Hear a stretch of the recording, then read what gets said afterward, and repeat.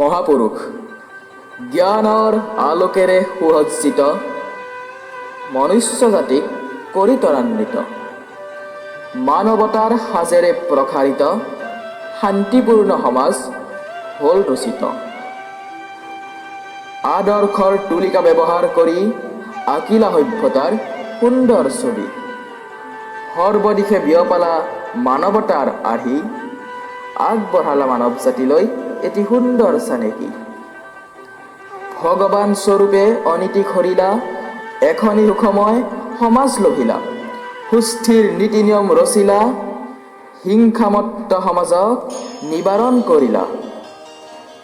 সত্যাক সাধনাৰে স্থাপন কৰি মানৱ জাতিৰ অনৈতিক বিদাৰী পঢ়ি শৃংখলাৰ কবিতা ফাঁকি